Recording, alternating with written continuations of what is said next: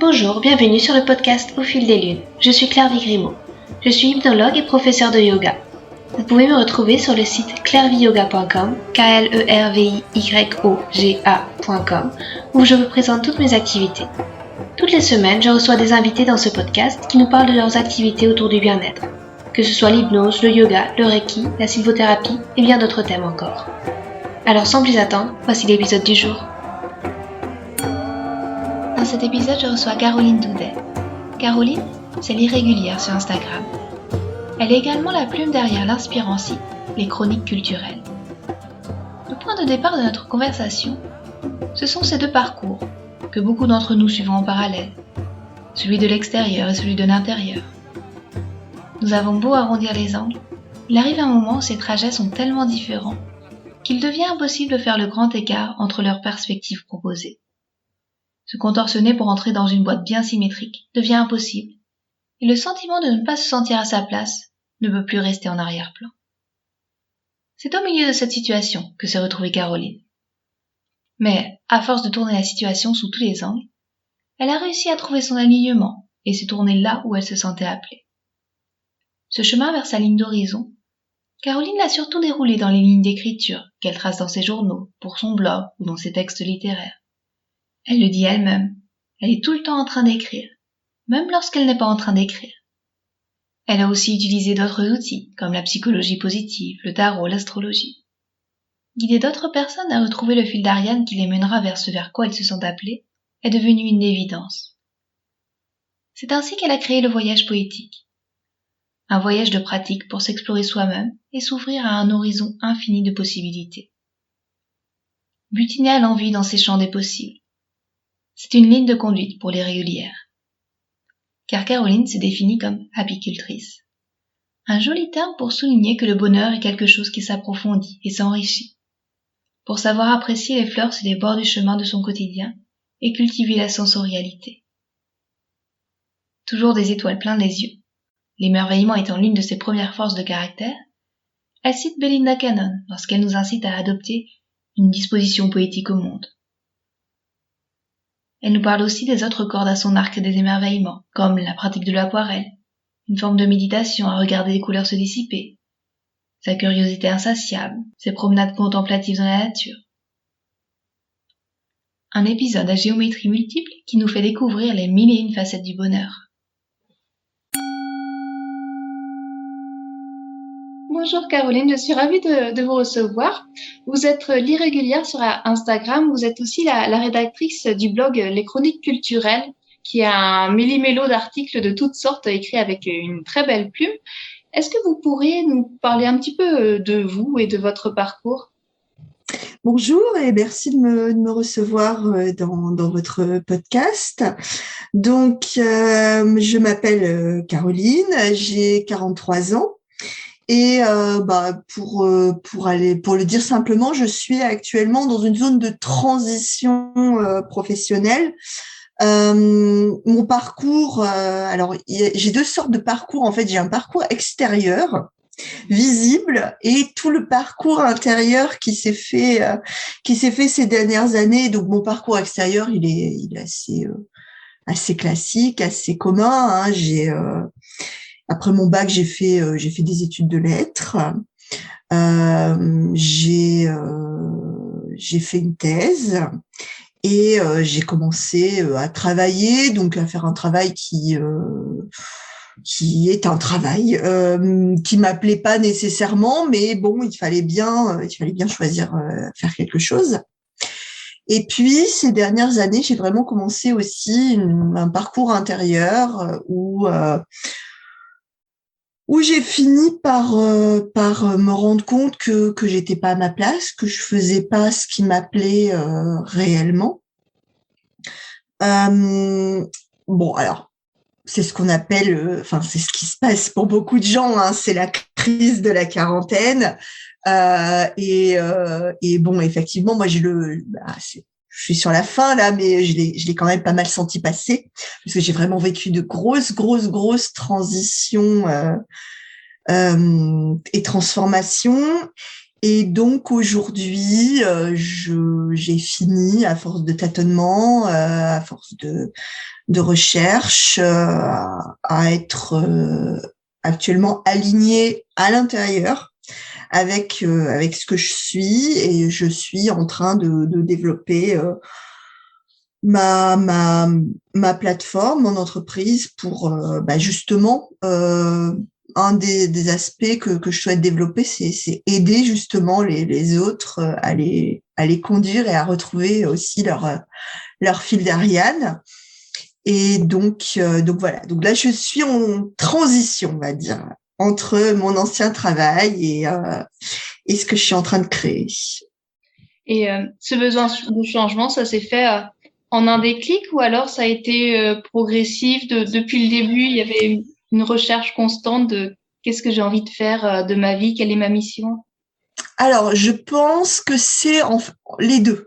C'est-à-dire que je me suis jamais sentie à ma place dans mon travail. J'ai eu énormément de mal, de toute façon, à trouver ce que je veux faire. Alors, il se trouve que parmi les éléments qui m'ont mené à ma transformation, il y a le fait que je me suis, enfin, on m'a guidé, enfin, certaines personnes m'ont plutôt conseillé de chercher du côté du multipotentiel. Et effectivement, quand je me suis penchée dessus, j'ai découvert que c'était effectivement qu'il y avait quelque chose qui me parlait, et notamment le fait d'être incapable de faire une seule. Donc ça a expliqué effectivement pourquoi depuis le début, bon, je me sentais à part, et surtout j'avais énormément de mal à me concentrer sur une seule chose, quoi. J'ai besoin d'être énormément stimulée, énormément nourrie, de faire plein de choses différentes, et du coup le un travail normal entre guillemets, ça ne m'a jamais convenu, mais je ne savais pas où aller.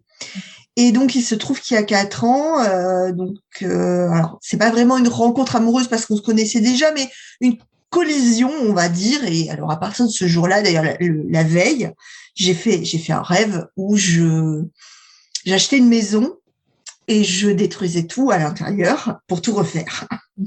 Bon, et c'est effectivement ce que je fais depuis 4 ans. Donc, la transformation, elle s'est faite petit à petit. Il y a eu un déclencheur, mais en même temps, ça s'est fait sur le long terme. Et dans les faits, si j'ai commencé à étudier l'astrologie récemment, enfin ouais, ça va faire 1 an maintenant que j'étudie l'astrologie, et je me suis rendu compte que les événements correspondaient complètement à ce qu'on appelle l'opposition d'Uranus en astrologie, donc qui du coup donne la crise de la quarantaine chez beaucoup de gens, mais en plus moi je l'ai sur un angle, j'ai sur mon milieu du ciel. Donc du coup, souvent ça mène à des reconversions professionnelles, hein. Et donc là, il est entre ma maison de la spiritualité, donc ça correspond à une ouverture, et ma maison 10, donc ma maison carrière.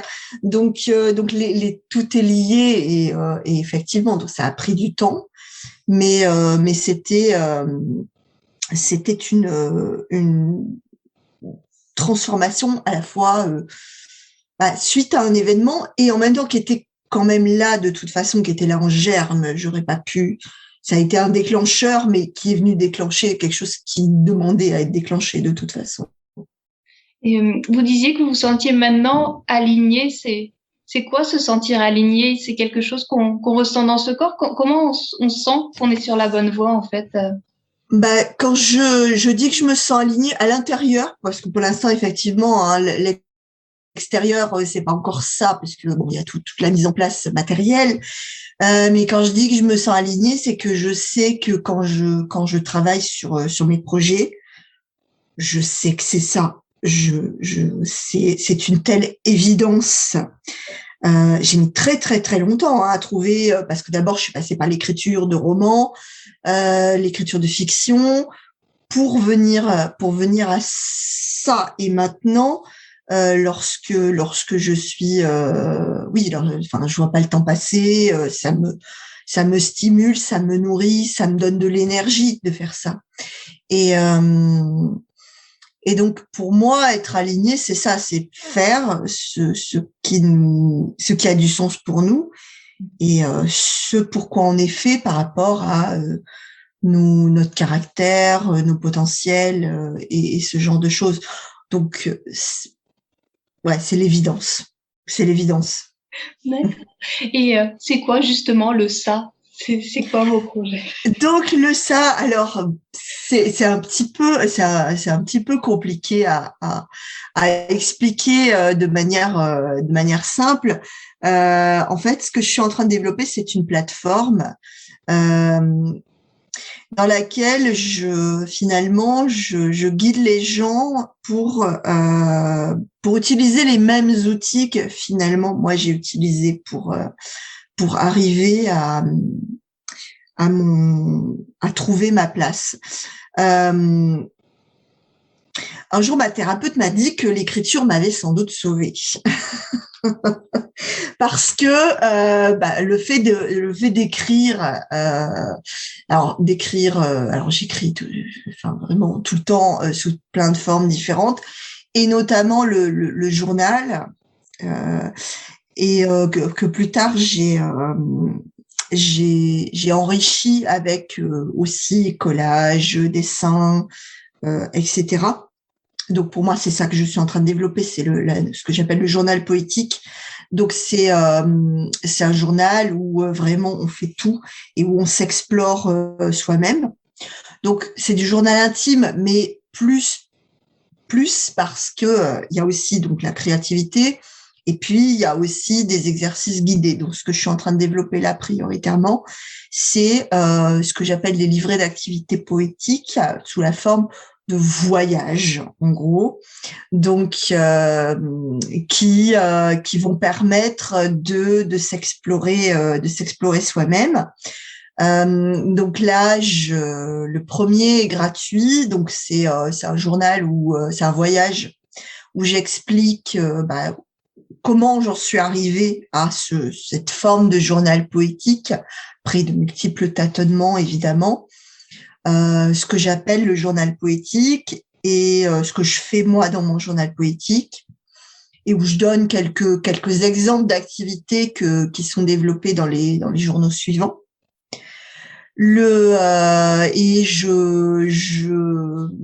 y a aussi un journal un premier qui est un voyage à travers l'année, donc où je propose d'explorer, faire le bilan de l'année qui vient de se terminer et projeter l'année qui s'ouvre. Et puis après, à partir de janvier, il y aura un voyage par mois, donc sur des thématiques diverses. Et puis là, je les écris petit à petit, donc avec des exercices, alors surtout du journaling guidé, hein, puisque moi j'écris.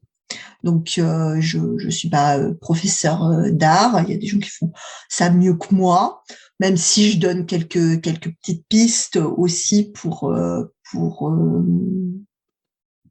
faire des collages et des choses comme ça.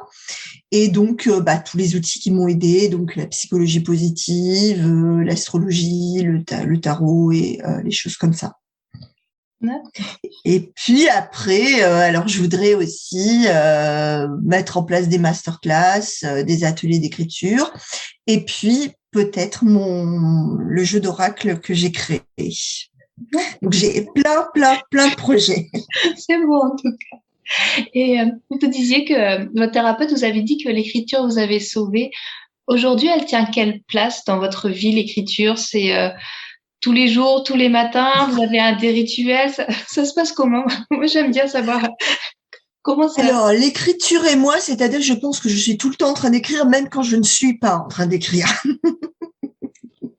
Donc, parce qu'effectivement, donc j'explore vraiment toutes les formes d'écriture possibles. Alors, mon journal, c'est le matin, effectivement, quand je me réveille. Alors, je ne fais pas les pages du matin telles que les préconise Julia Cameron. Moi, ma pratique est beaucoup plus réflexive. Je livre pas tout comme ça sans aucun filtre, parce que sinon, j'ai essayé.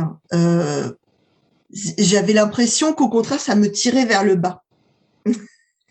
J'ai écrit un article du blog là-dessus parce que j'avais vraiment l'impression, mais que bon, le fait est que je ne suis pas du matin et que donc le matin au réveil, je suis pas d'une humeur extraordinaire.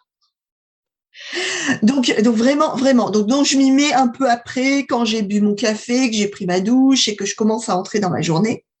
Donc le matin, quelles sont mes pensées, quelles sont mes intentions pour la journée, ce à quoi j'ai réfléchi, des choses comme ça.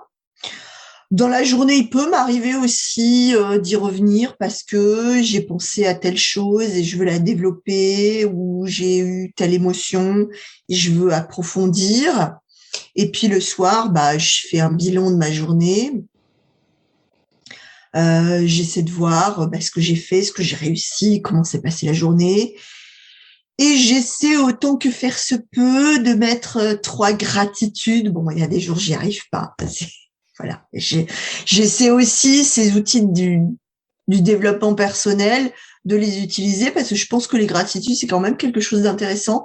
Mais bon, les jours où ça veut pas, les jours où j'ai passé une mauvaise journée, où vraiment, j'ai rien à dire, je me force pas. Donc, il y a le journal qui vraiment m'accompagne au quotidien. Il y a l'écriture du blog qui reste très, très importante pour moi. Il y a l'écriture de textes littéraires. Donc, même si en ce moment, c'est un peu moins que à d'autres moments, mais voilà, c'est des périodes dans la vie.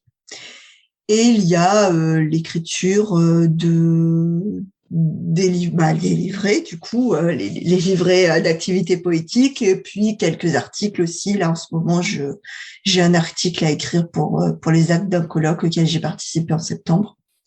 Donc voilà, vraiment, j'écris tout le temps. Et ce qu'on ressent aussi particulièrement en lisant votre blog, c'est cet émerveillement de la vie. Et un terme qui m'avait beaucoup plu aussi, c'est la définition d'apicultrice, happy, bonheur en anglais. Est-ce que vous pourriez nous définir ce que c'est être apicultrice? C'est ça, c'est essayer de s'émerveiller au maximum dans la vie quotidienne, et donc cultiver une forme de bonheur, une forme de joie.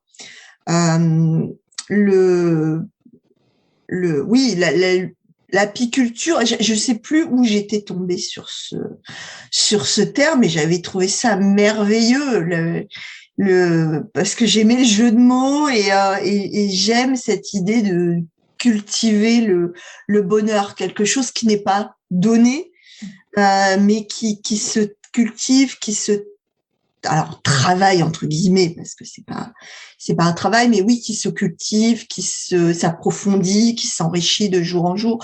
Pour moi, c'est un peu comme l'amour. L'amour, ça tombe pas du ciel, quoi. C'est quelque chose qui se travaille au jour le jour. Donc l'apiculture, et c'est ça que je veux transmettre, c'est apprendre à cultiver aussi les petites choses, le bonheur au quotidien, la sensorialité, être capable de voir aussi les jolies choses partout où elles sont. Et parfois on les voit pas, et alors que ça fait partie de la vie aussi.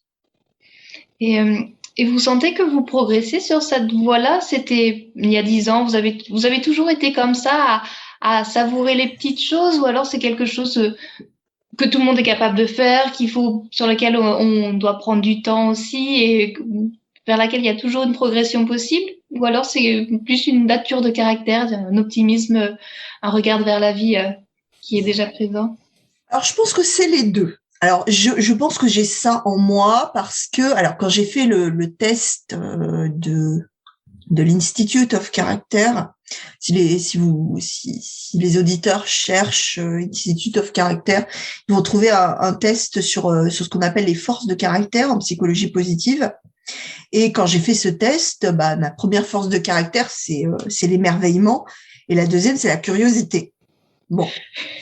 Donc, oui, j'ai toujours eu ça. J'ai toujours aimé, j'ai toujours été contemplative. Donc, moi, une fleur, ça m'occupe pendant un quart d'heure de la regarder depuis toujours. Se promener avec moi, c'est... il faut être d'une patience absolue parce qu'on part se promener, mais 5 minutes après, je suis déjà 50 mètres derrière tout le monde parce que je me suis arrêtée, parce qu'il y avait une magnifique lumière sur l'eau. Donc, voilà. Bon.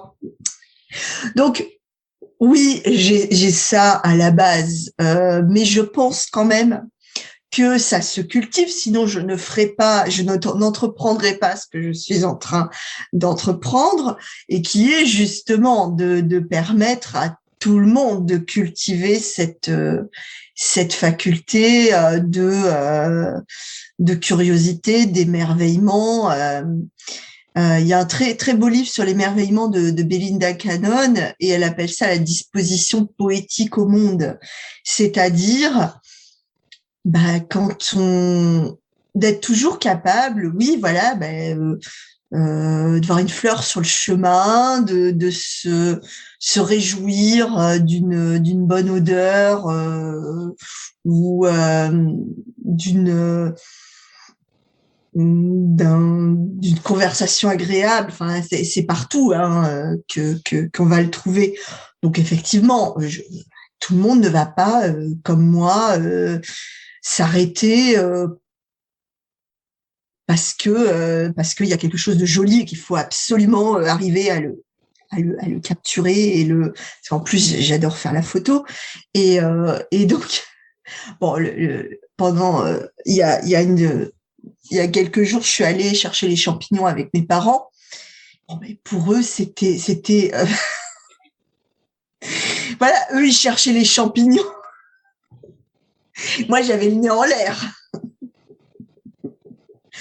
Bon, en même temps, ils me connaissent depuis que je suis née, donc ça les étonne plus. Mais bon, ils étaient toujours à vérifier que j'étais pas arrêtée dans un coin, parce que bon, on était vraiment dans la forêt. Donc, s'ils me perdaient de vue parce que j'étais arrêtée, parce qu'il y avait une feuille morte absolument merveilleuse, voilà. Après, ils me retrouvaient pas.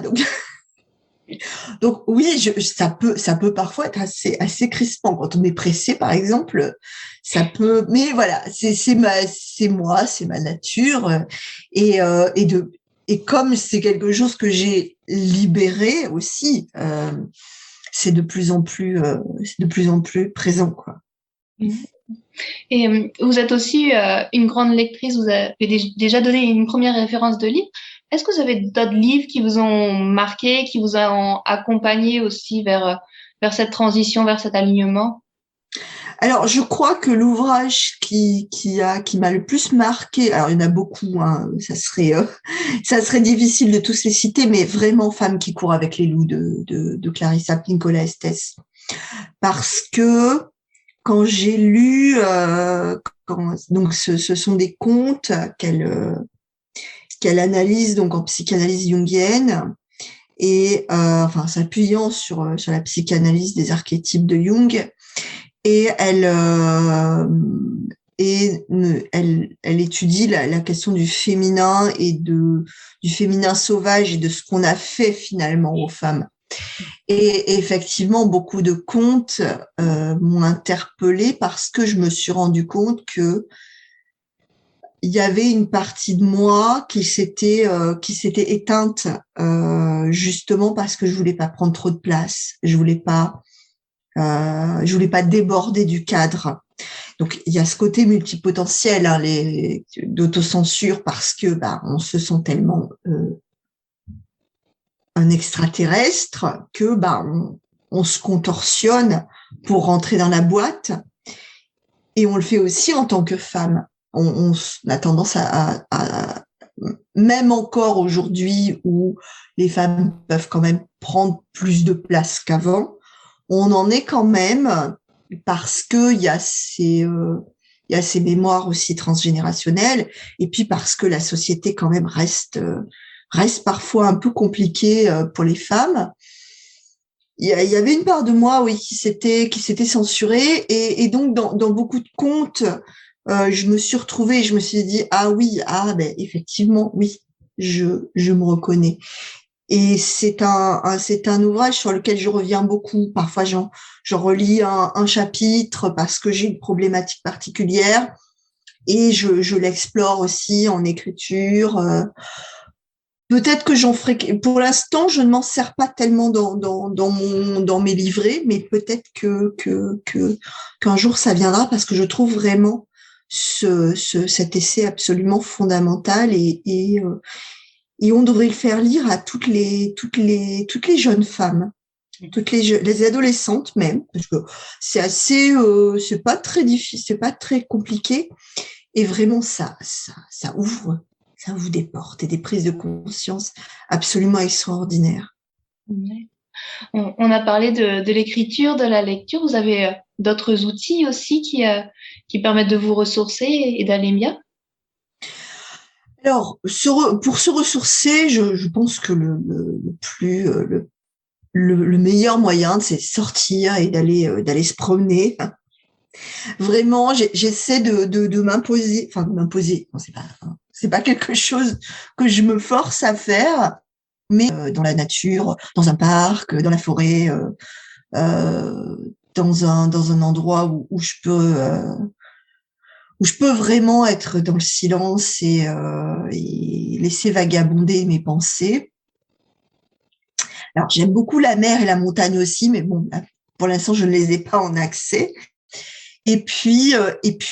Alors l'écriture m'aide, mais des fois, enfin sur certains points précis, je me rends compte que la peinture, le dessin, alors ce que je fais, c'est pas du tout, enfin, j'ai pas un talent particulier pour faire ça, au sens où, voilà, c'est pas, j'en ai pas honte, mais c'est pas non plus, voilà, c'est pas mon métier.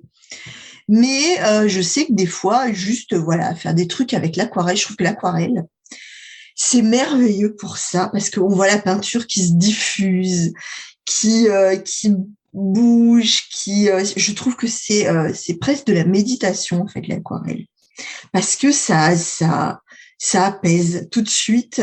On est concentré sur ça, on regarde les couleurs, et on est absorbé là-dedans. Voilà.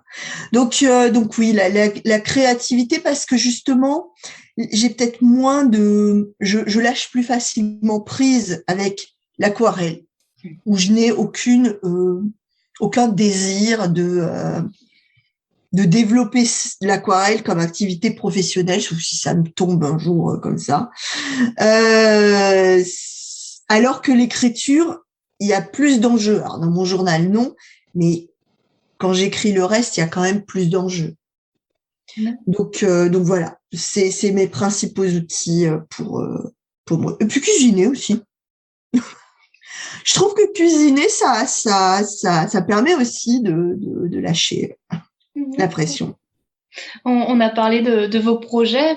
Est-ce que plus généralement, vous avez des curiosités que vous avez envie d'explorer, comme vous disiez, sans enjeu? Ça peut être l'aquarelle, la cuisine. Il y a d'autres thèmes aussi qui vous intéressent en ce moment? Alors, en ce moment, je suis donc sur l'astrologie et le tarot depuis quelques mois, mais de toute façon, ma curiosité est insatiable, hein. C'est-à-dire, alors, c'est lié au multipotentiel aussi, hein. C'est-à-dire que quand j'étais petite, je lisais le dictionnaire. Ma mère venait le soir pour que j'éteigne et que je me mette à dormir, et j'étais dans mon lit à lire le dictionnaire, parce que tout m'intéressait. Donc dans le dictionnaire, il y avait tout, donc c'était formidable. Ou alors je lisais les encyclopédies, donc on m'achetait des petites, enfin voilà. Donc tous les sujets sont susceptibles de m'intéresser en fait. Et donc là, je sais, voilà, à part ces deux sujets, donc l'astrologie et le tarot, que j'ai envie d'approfondir, je ne sais pas où ça va me mener. Peut-être que le prochain sujet que je vais explorer, ça sera la physique quantique. J'ai déjà commencé un petit peu à m'y intéresser. Voilà, c'est-à-dire que oui, donc la curiosité, c'est ma seconde force, du coup, par rapport à ce qu'on disait tout à l'heure.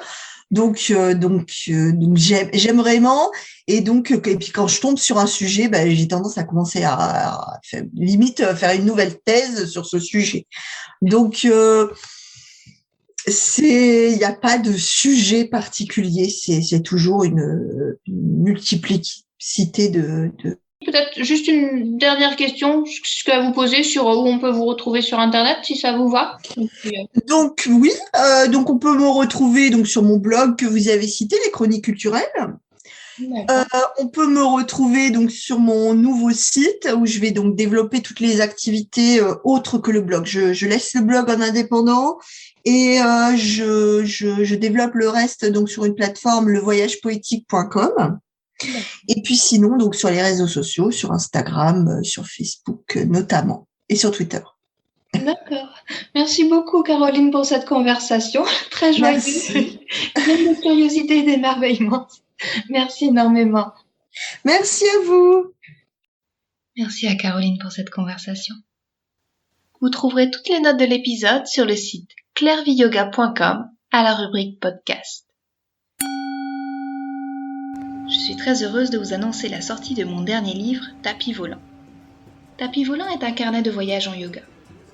Un recueil de 25 séances à expérimenter. Non pas à suivre à la lettre pour aller d'un point A à un point B, mais plutôt à butiner comme une abeille, en Brahmari Pranayama, à feuilleter au gré de ses envies ou de ses besoins, quitte à sauter du coq à l'âne, pour s'envoler dans la posture du corbeau Kakasana, puis redescendre sur le plancher des vaches, en Gomukasana. Les horizons sont vastes, et la carte des pratiques est variée. L'exploration des chakras, la saisonnalité, le yoga nidra, le féminin.